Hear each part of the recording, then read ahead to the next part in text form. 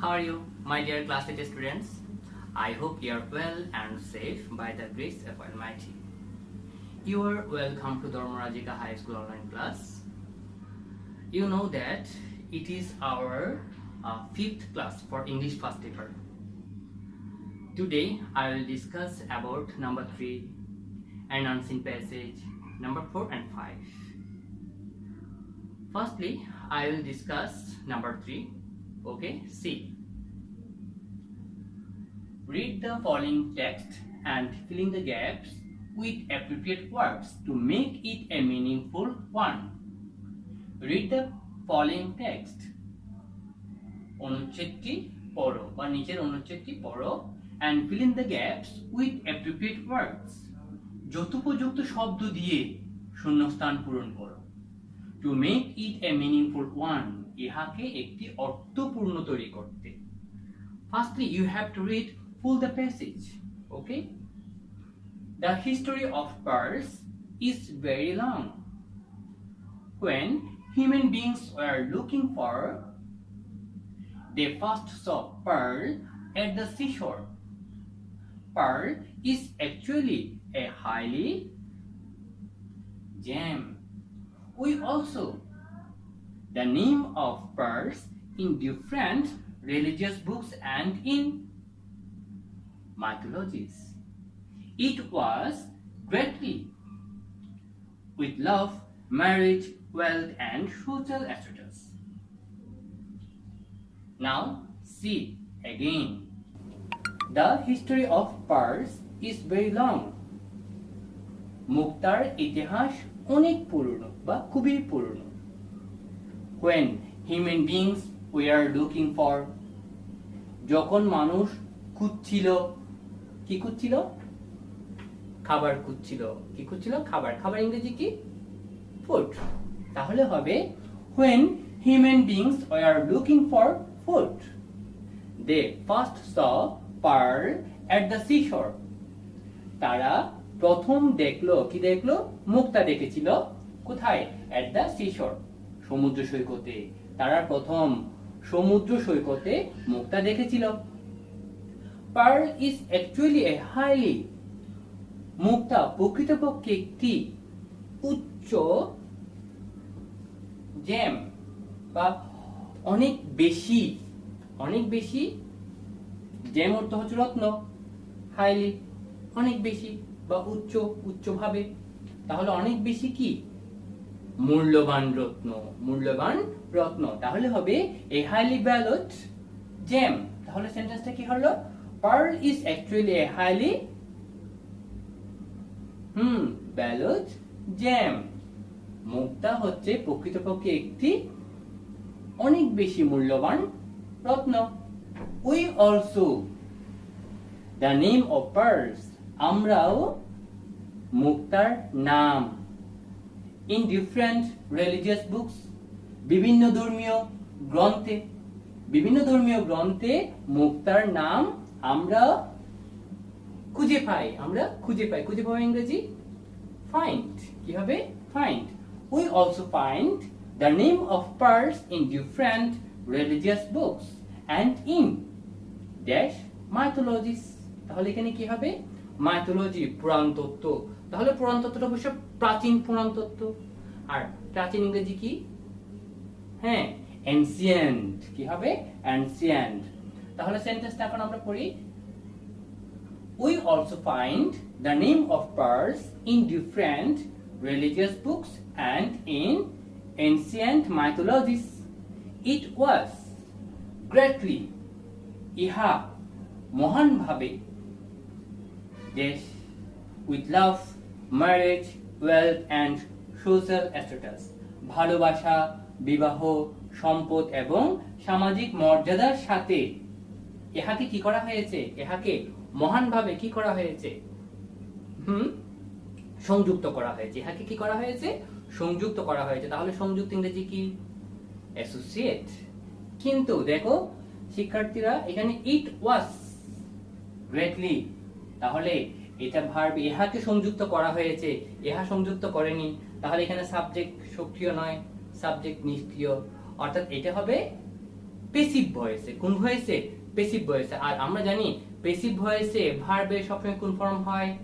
Passive ভয়েসে verb এর সবসময় past participle form হয়। তাহলে এখানে হবে অ্যাসোসিয়েটেড। এখানে কি হবে? অ্যাসোসিয়েটেড। তাহলে দেখো, it was greatly associated with love, marriage, wealth and social status. এখন আমরা উত্তরগুলো লিখবো। দ্য হিস্টোরি অফ, তোমরা পারলে তোমরা আগে ভাগে উত্তরগুলো লিখে নিতে পারো খাতায়। The history of pearls is very long. When human beings were looking for, কি খুঁজছিল তারা? খাবার খুঁজছিল। Looking for food. They first saw pearl at the seashore. Pearl is actually in highly valued.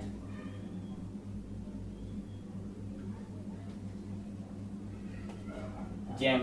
We also find the name of pearls in different religious books and in ancient mythologies. It was greatly associated. কি হবে এখানে? Associated with love, marriage, wealth and social status. এই সবসময় মনে রাখবা, আমাদের 3 number সম্পর্কে যদি বা 3 নাম্বার থেকে যদি আমরা ভালো নাম্বার পেতে চাই, আগে কিন্তু সম্পূর্ণ প্যাসেজ ভালো করে পড়তে হবে। এই 3 নাম্বার প্যাসেজটা তোমরা তো জানো, এটা আমাদের টেক্সট বই থেকে আসবে। তাই তোমরা টেক্সট বইয়ে যতগুলো প্যাসেজ আছে খুব ভালো করে পড়ে নিবে। ওকে, এরপর আমরা দেখব আনসিন প্যাসেজ।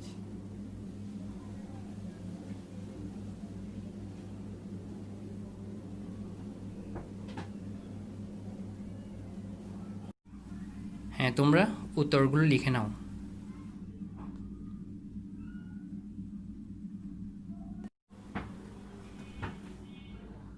প্রিয় শিক্ষার্থীরা, এখন আমরা একটি আনসিন প্যাসেজ নিয়ে আলোচনা করব।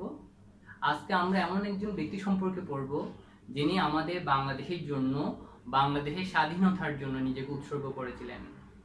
যিনি ছিলেন 7 জন বীরশ্রেষ্ঠের মধ্যে একজন, আর যার নাম হচ্ছে বীরশ্রেষ্ঠ ক্যাপ্টেন মহিউদ্দিন জাহাঙ্গীর, যার জন্ম হয়েছিল 1949 সালে বরিশাল জেলার রহিমগঞ্জ নামে ছোট্ট একটি গ্রামে।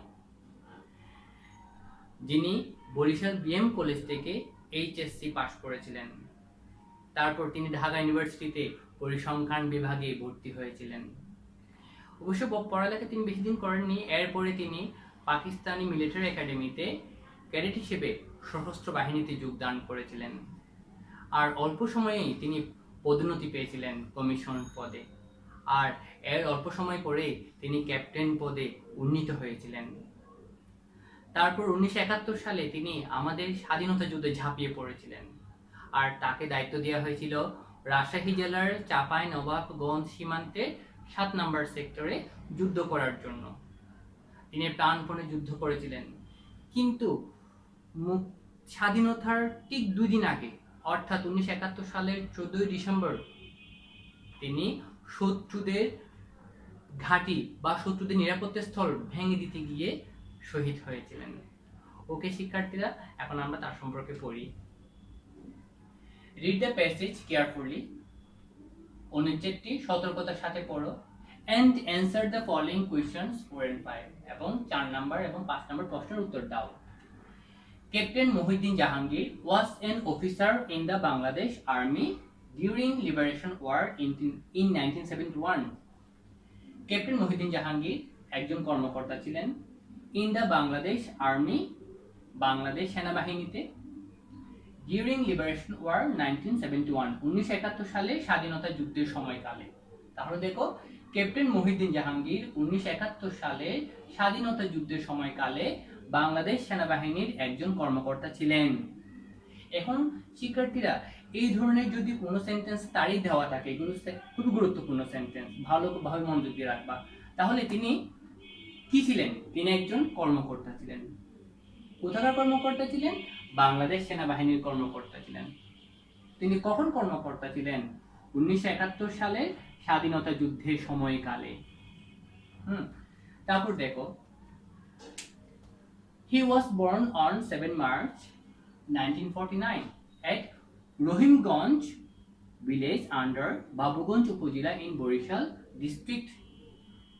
তিনি জন্মগ্রহণ করেছিলেন 1949 সালে 7 March Rahimganj village under Babuganj upazila in Barishal district, Barishal জেলার বাবুগঞ্জ উপজেলার অন্তর্গত রহিমগঞ্জ গ্রামে। তাহলে দেখো শিক্ষার্থীরা, তিনি বরিশাল জেলার বাবুগঞ্জ উপজেলার রহিমগঞ্জ গ্রামে 1949 সালে 7 মার্চ জন্মগ্রহণ করেছিলেন। এখন প্রশ্ন আসতে পারে, তিনি কখন জন্মগ্রহণ করেছিলেন? তিনি জন্মগ্রহণ করেছিলেন 1949 সালে 7 মার্চ। এরপর এখানে প্রশ্ন আসতে পারে, অর্থাৎ প্রশ্ন বলতে গেলে আমি বলতে চাচ্ছি, আমাদের যে ইনফরমেশন ট্রান্সফার বা আমাদের যে টেবল থাকে, টেবলে কিছু গ্যাপ থাকে, সেই গ্যাপের মধ্যে বিশেষ করে যেগুলো তারিখ দেওয়া থাকে, জন্ম, মৃত্যু, এই কথাগুলো খুবই গুরুত্বপূর্ণ। তোমরা পেজটা পড়ার সময় এই সেন্টেন্সগুলো খুবই গুরুত্ব সহকারে পড়বা। ওকে, তিনি কোথায় জন্মগ্রহণ করেছিলেন? রহিমগঞ্জ গ্রামে, বাবুগঞ্জ উপজেলার অন্তর্গত রহিমগঞ্জ গ্রামে, বরিশাল জেলার বাবুগঞ্জ উপজেলার অন্তর্গত রহিমগঞ্জ গ্রামে তিনি জন্মগ্রহণ করেছিলেন। কখন জন্মগ্রহণ করেছিলেন? 1949 সালে জন্মগ্রহণ করেছিলেন। He finished his HSC from the Barishal BM college. তিনি বরিশাল BM কলেজ থেকে HSC সম্পন্ন করেছিলেন। তাহলে তিনি HSC পাস করেছিলেন কোথা থেকে? তিনি HSC পাস করেছিলেন বরিশাল BM কলেজ থেকে HSC পাস করেছিলেন। In 1967 he took admission in the Department of Statistics at the University of Dhaka। 1967 সালে তিনি ভর্তি হয়েছিলেন the department of statistics at the University of Dhaka। তিনি ঢাকা বিশ্ববিদ্যালয়ের পরিসংখ্যান বিভাগে ভর্তি হয়েছিলেন। তাহলে দেখো, 1967 সালে ঢাকা বিশ্ববিদ্যালয়ের পরিসংখ্যান বিভাগে তিনি ভর্তি হয়েছিলেন। এখন প্রশ্ন আসতে পারে, তিনি ঢাকা বিশ্ববিদ্যালয়ে কখন ভর্তি হয়েছিলেন? 1967 সালে। তিনি 1967 সালে কোথায় ভর্তি হয়েছিলেন? ঢাকা ইউনিভার্সিটিতে। তিনি 1967 সালে ঢাকা ইউনিভার্সিটিতে কোন বিভাগে ভর্তি হয়েছিলেন? স্ট্যাটিস্টিক্স ডিপার্টমেন্ট, অর্থাৎ পরিসংখ্যান বিভাগে। তিনি 1967 সালে ঢাকা ইউনিভার্সিটিতে তার কি হয়েছিল? তিনি ঢাকা ইউনিভার্সিটিতে ভর্তি হয়েছিলেন। এইভাবে বিভিন্ন ধরনের প্রশ্ন আসতে পারে।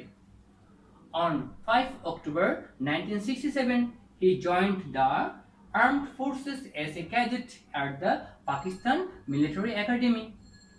দেখো, 1967 সালে 5 অক্টোবর তিনি যোগদান করেছিলেন দ্য আর্মড ফোর্সেস, সশস্ত্র বাহিনীতে, অ্যাজ এ ক্যাডেট, একজন ক্যাডেট হিসেবে, at the Pakistani military academy, Pakistan military একাডেমিতে তিনি যোগদান করেছিলেন। তাহলে দেখো, 1967 সালের 5 অক্টোবর, 1967 সালের 5 অক্টোবর পাকিস্তান মিলিটারি একাডেমিতে একজন ক্যাডেট হিসেবে সশস্ত্র বাহিনীতে তিনি যোগদান করেছিলেন।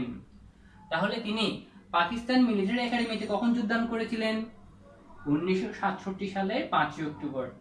1967 সালে 5 অক্টোবর তার কি হয়েছিল? তিনি পাকিস্তান মিলিটারি একাডেমিতে যোগদান করেছিলেন। তিনি পাকিস্তান মিলিটারি একাডেমিতে কি হিসেবে যোগদান করেছিলেন? একজন ক্যাডেট হিসেবে সশস্ত্র বাহিনীতে যোগদান করেছিলেন। এরপর দেখো, he obtained commissioned rank in the engineering corps in 1968। দেখো, তিনি 1968 সালে প্রকৌশল সৈন্য দলে কমিশন পদে তিনি উত্তীর্ণ হয়েছিলেন বা পদোন্নতি লাভ করেন বা তিনি উন্নীত হয়েছিলেন। তাহলে দেখো, তিনি তার 1968 সালে কি হয়েছিল? 1968 সালে তিনি কমিশন পদে উন্নতি লাভ করেন, অর্থাৎ he obtained commissioned rank in the engineering corps, প্রকৌশল সৈন্য দলে। এভাবে তাহলে যে সকল সেন্টেন্সগুলোতে তোমরা তারিখ দেখবে, সেই সকল সেন্টেন্সগুলো খুব গুরুত্ব সহকারে পড়তে হবে। ওকে, এরপর আমরা সেন্টেন্সের বা প্যাসেজের বাকি অংশ পড়বো আমরা।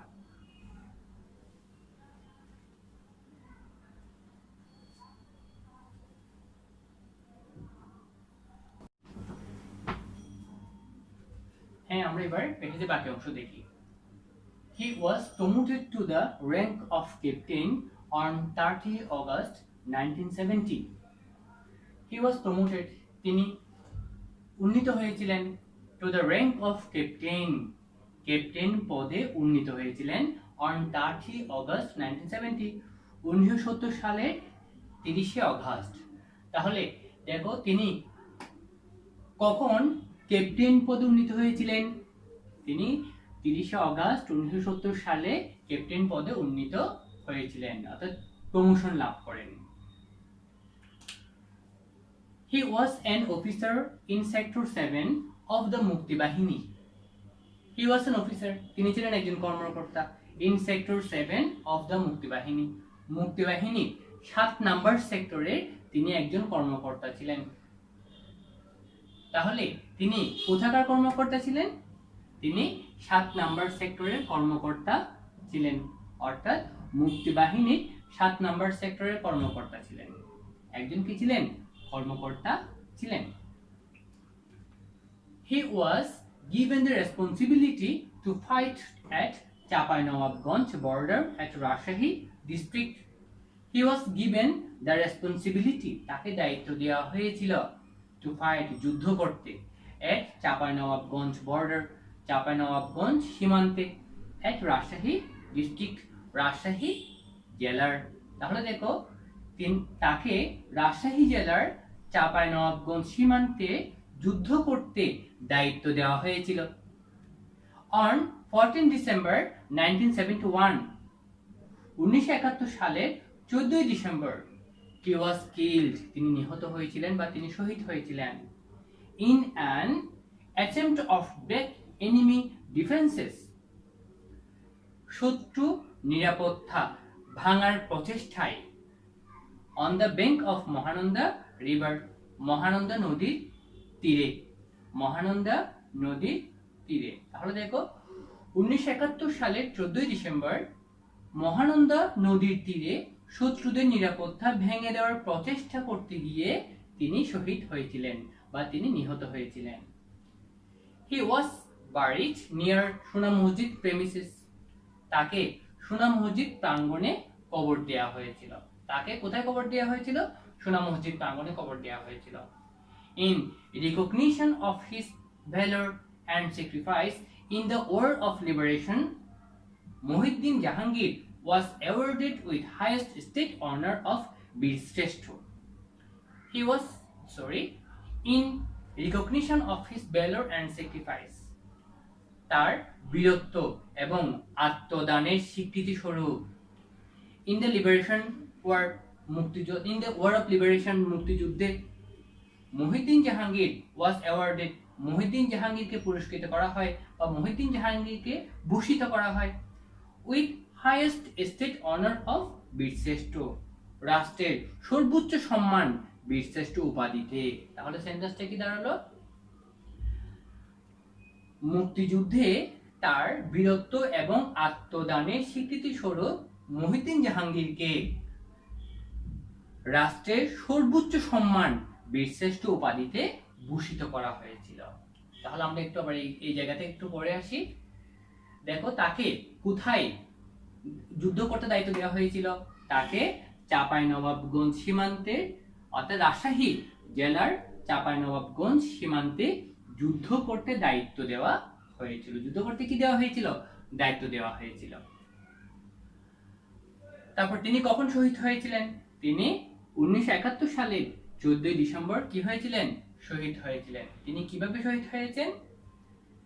দেখো, শত্রুদের নিরাপত্তা ভেঙে দেওয়ার প্রচেষ্টায়, শত্রুদের নিরাপত্তা ভেঙে দেওয়ার প্রচেষ্টায় তিনি শহীদ হয়েছিলেন। কোথায় শহীদ হয়েছিলেন? On the bank of Mahananda river, Mahananda নদীর তীরে। তাকে কোথায় কবর দেওয়া হয়েছিল? তাকে সোনা মসজিদ প্রাঙ্গণে কবর দেওয়া হয়েছিল। তাকে স্বীকৃতি স্বরূপ, অর্থাৎ তার বীরত্ব এবং আত্মদানের স্বীকৃতি স্বরূপ তাকে কি দেওয়া হয়েছিল? তাকে রাষ্ট্রের সর্বোচ্চ সম্মান বীরশ্রেষ্ঠ উপাধিতে ভূষিত করা হয়েছিল। এই হচ্ছে মুহিউদ্দিন জাহাঙ্গীর। ওকে, তাহলে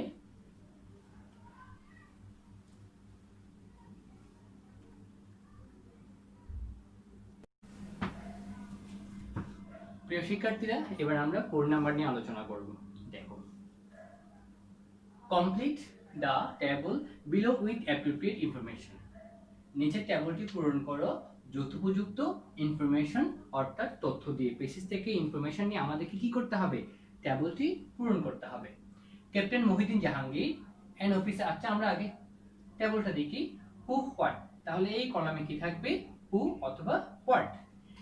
ইভেন্ট অর অ্যাক্টিভিটি, এই কলামে থাকবে ঘটনা, কোন ধরনের ঘটনা সেটা। হোয়ার, কোথায় ঘটনা ঘটেছে সেটা। হোয়েন, কখন।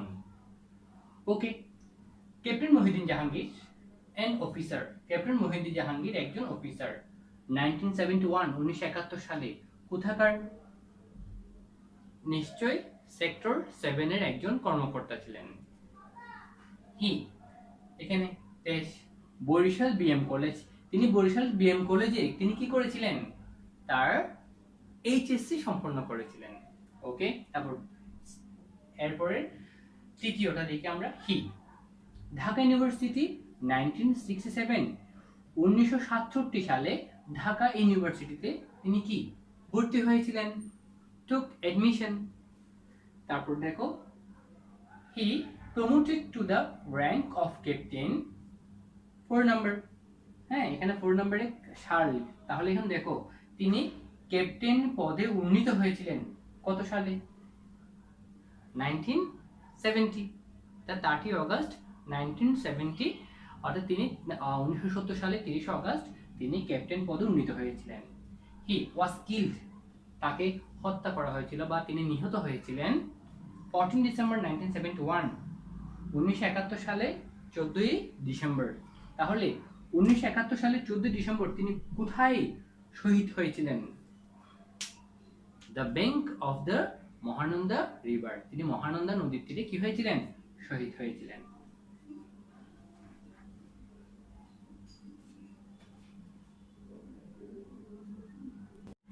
শিক্ষার্থীরা, এবার দেখো, read the text again and write whether the statements are true or false.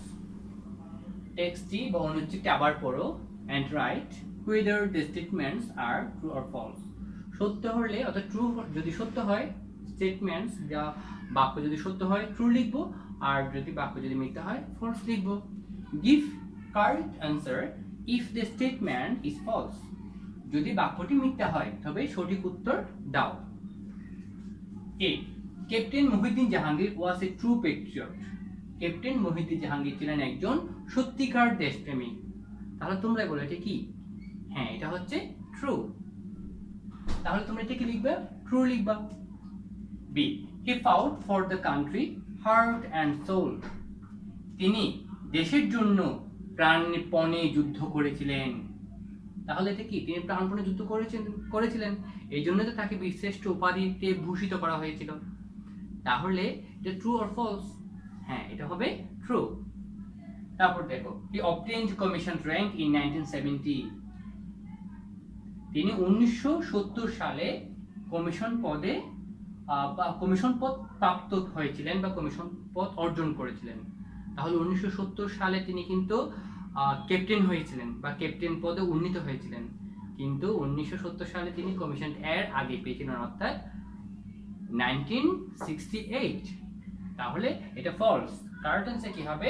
He obtained commission rank in 1968।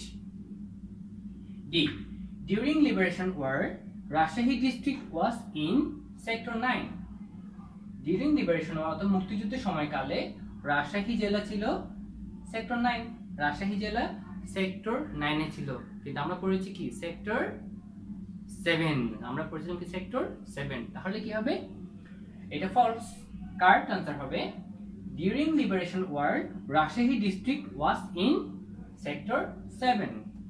তারপর E, captain Mohiuddin Jahangir fleet away from the battlefield. Captain Mohiuddin Jahangir battlefield থেকে অর্থাৎ যুদ্ধের ময়দান থেকে পালিয়ে গিয়েছিলেন। এটা কি সত্যি? না, এটা সত্যি নয়, এটা ফলস। ইনি কখনোই যুদ্ধ থেকে পালিয়ে যাননি, বরঞ্চ উনি যুদ্ধ করে শহীদ হয়েছিলেন। তাহলে কারেক্ট আনসার কি হবে? Captain Mohiuddin Jahangir did not flee, তখন ডি উঠে যাবে। Did not flee away from the battle field. এই তোমরা তাহলে উত্তরটা আগে তোমরা লিখে নাও, আমি এরপর একটু পর আমি উত্তরটা দিচ্ছি।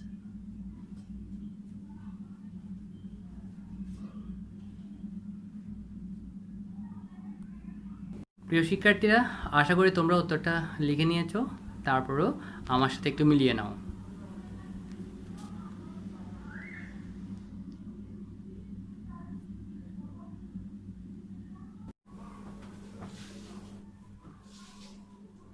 প্রিয় শিক্ষার্থীরা, এই ছিল আমাদের আলোচনা। আশা করি তোমরা সম্পূর্ণটাই বুঝতে পেরেছো, আর তোমরা ভিডিওগুলো বারবার দেখতে থাকবে, তাহলে প্রথমবারে তোমরা যদি বুঝতে না পারো পরের বারে ঠিকই বুঝতে পারবে। আর শিক্ষার্থীরা মনে রাখবে, বাসায় ভালো করে পড়ার জন্য বাসায় ভালো করে পড়বে আর পরিশ্রম করতে শিখবে। পড়ার সময় পড়বা, আর বাসায় যেহেতু তোমরা এখন সব সময় থাকো, আব্বু আম্মুকে সাহায্য করবে। একটা কথা মনে রাখবে, পরিশ্রমে ধন আনে, পুণ্যে আনে সুখ, আলস্যে দারিদ্র্য আনে, পাপে আনে দুঃখ। ওকে শিক্ষার্থীরা, আর এটা হচ্ছে তোমাদের হোমওয়ার্ক। তোমরা তো জানো এটা আলোচনা আমরা অনেকটাই করে ফেলেছি। এটা আশা করি তোমরা হোমওয়ার্ক সুন্দর করে লিখে নিতে পারবা, আর তোমরা অবশ্যই হোমওয়ার্ক করবে। ঠিক আছে, ভালো থাকিও।